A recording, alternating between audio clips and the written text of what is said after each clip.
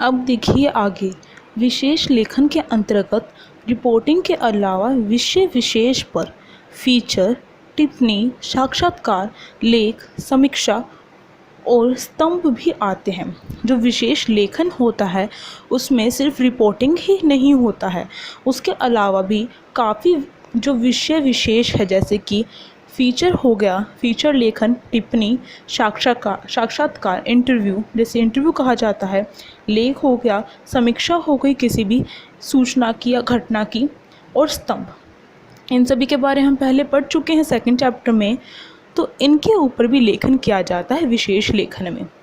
अब देखिए नेक्स्ट है हमारा, पत्र पत्रिकाओं को विशेष लेख लिखने वाले सामान्यतः पेशेवर पत्रकार न होकर विषय विशेषज्ञ होते हैं।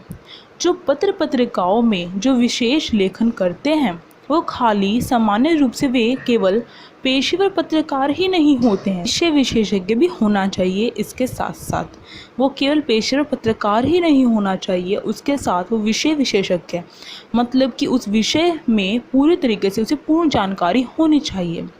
जैसे खेल के क्षेत्र में हर्षा बोगले, ये कुछ विख्यात नाम हैं जो खेल के क्षेत्र में प्रसिद्ध हो चुके हैं, जो इन पर विशेष लेखन करते हैं। खेल के क्षेत्र में कुछ नाम हैं ये, हर्षा बोगले, जसदेव सिंह और नरोत्तम पुरी। अब देखिए आगे है विशेष लेखन की भाषा शैली। जो विशेष लेखन है उसकी भाषा शैली किस प्रकार की होनी चाहिए। विशेष लेखन में हर क्षेत्र की विशेष तकनीकी शब्दावली का प्रयोग किया जाता है। जो विशेष लेखन है उसमें एक खास प्रकार की कोई शैली नहीं होती है, उसमें ना तो भाषा शैली होती है कोई खास प्रकार की। जिस प्रकार का विषय होता है उसके लिए एक अलग सी जो तकनीकी शब्दावली होती है उसका प्रयोग किया जाता है। जैसे कि यहाँ पर नीचे उदाहरण दिया हुआ है हमें, पहला, कारोबार और व्यापार में तेजड़िए, सोना उछला, चांदी लुढ़की, इस प्रकार के शब्दों का प्रयोग किया जाता है। कारोबार या फिर अर्थव्यवस्था के क्षेत्र में भी किया जाता है।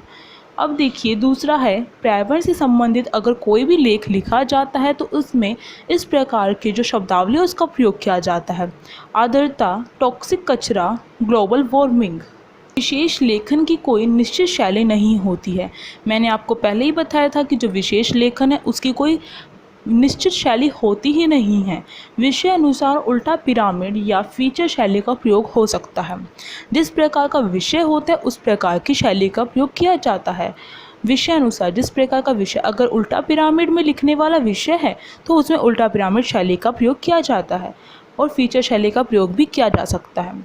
पत्रकार चाहे कोई भी शैली अपनाए, लेकिन उसे यह ध्यान में रखना होता है कि खास विषय में लिखा गया आलेख सामान्य से अलग होना चाहिए। पत्रकार चाहे कोई भी शैली अपनाए लिखने की, चाहे वह उल्टा पिरामिड शैली अपनाए, चाहे वह फीचर शैली अपनाए, बस उसे अपने दिमाग में यह बात ध्यान में रखनी होगी कि जो भी वह विषय पर लेख लिख रहा है वह सामान्य विषय से काफ़ी अलग दिखने वाला लेख हो। अब देखिए अगला है विशेषज्ञता का अभिप्राय। विशेषज्ञता क्या है? विशेषज्ञता का अर्थ है कि व्यावसायिक रूप से प्रशिक्षित न होने के बावजूद उस विषय में जानकारी और अनुभव के आधार पर अपनी समझ को इस हद तक विकसित करना कि सूचनाओं की सहजता से व्याख्या कर पाठकों को उसके मायने समझा सके। जो विशेषज्ञता है मतलब कि किसी भी विषय में इतने ज़्यादा जानकारी हासिल कर लेना, चाहे वह प्रशिक्षित हो या ना हो, परंतु अपने विषय में जो भी उसका विषय है उसमें पूर्ण जानकारी या फिर पूर्ण अनुभव होना चाहिए। जानकारी और अनुभव दोनों होने चाहिए, जिसके आधार पर ही वह क्या कर सकता है, वह पाठकों को उस विषय की पूर्ण जानकारी उपलब्ध करा सकता है और जो विषय है उसकी व्याख्या सही ढंग से कर सकता है, जिससे कि जो पाठक हैं उन्हें समझने में भी कोई भी मुश्किल ना हो। अब देखिए आगे है विशेषज्ञता। आगे है विशेषज्ञता प्राप्त करने के लिए स्वयं का अपडेट रहना। विशेषज्ञता किस प्रकार से प्राप्त की जाए? आप सभी भी सोच रहे होंगे, अगर आप इसका एग्जाम्पल ले तो यह ले सकते हैं कि आप जो भी विषय आप चुनेंगे, अपना कोई भी सब्जेक्ट चुनेंगे आगे जाकर, उसमें आपको पूर्ण रूप से सारी जानकारी प्राप्त होनी चाहिए। अब बात यह आती है अगर जो ये विशेषज्ञता है वो कैसे हासिल की जाए एक पत्रकार के द्वारा। तो देखिए, जो पत्रकार है वह स्वयं को अपडेट करता रहे, पुस्तकें पढ़ना, पुस्तकें पढ़कर शब्दकोश आदि का सहारा लेना, शब्दकोश मतलब कि जो डिक्शनरी होती है उनका सहारा लेना, पुस्तकें पढ़ना और ख़ुद को अपडेट रखना। क्योंकि अपडेट क्यों रखना? क्योंकि जो भी नई उससे संबंधित सूचना आए उसको जल्दी से जल्दी ग्रहण कर लेना इसके लिए। और सरकारी गैर सरकारी संगठनों से संपर्क रखना, जो सरकारी संगठन होते हैं या फिर गैर सरकारी संगठन होते हैं उनसे संपर्क रखना। उनसे निरंतर दिलचस्पी और सक्रियता आवश्यक है और हमेशा अपने मन में दिलचस्पी रखना, उस विषय के प्रति इंटरेस्ट रखना बहुत ज़्यादा आवश्यक होती है। इन सभी के द्वारा हम क्या कर सकते हैं, किसी भी विषय में विशेषज्ञता हासिल कर सकते हैं। अब देखिए आगे है, कुछ वर्षों में सबसे अधिक महत्वपूर्ण रूप से उभरने वाली पत्रकारिता आर्थिक पत्रकारिता है। यह कहा जाता है कि कुछ समय में, कुछ सालों में ऐसा होगा कि सबसे महत्वपूर्ण पत्रकारिता के रूप में आर्थिक पत्रकारिता इस देश के सामने होगी, क्योंकि देश की राजनीति और अर्थव्यवस्था के बीच रिश्ता गहरा हुआ है। क्योंकि जैसे जैसे साल बीत रहे हैं, राजनीति और अर्थव्यवस्था एक दूसरे के संपर्क में आती जा रही है, एक रिश्ता बन गया है उन दोनों के बीच में। इसलिए आर्थिक पत्रकारिता बहुत महत्वपूर्ण हो जाएगी। तो यहाँ पर ये बताने का क्या मकसद है? यहाँ पर यह बताने का मकसद है कि जो आर्थिक पत्रकारिता है उसमें जो स्कोप है वो काफ़ी ज़्यादा है। अब देखिए, आर्थिक मामलों की पत्रकारिता सामान्य पत्रकारिता की तुलना में काफ़ी जटिल होती है। जो आर्थिक पत्रकारिता होती है, आपने भी कभी पढ़ा होगा, एक अलग से पेज आता है आर्थिक अर्थव्यवस्था का, इसमें जो भी सूचना प्रदान की जाती है उस पेज में, तो आपने कभी रीडिंग की होगी तो आपको पता होगा कि उसमें इतने ज़्यादा कठिन शब्दों का प्रयोग किया जाता है कि हम खुद भी समझ नहीं पाते हैं। वो एक अर्थशास्त्र की तरह ही उनको लिखते हैं।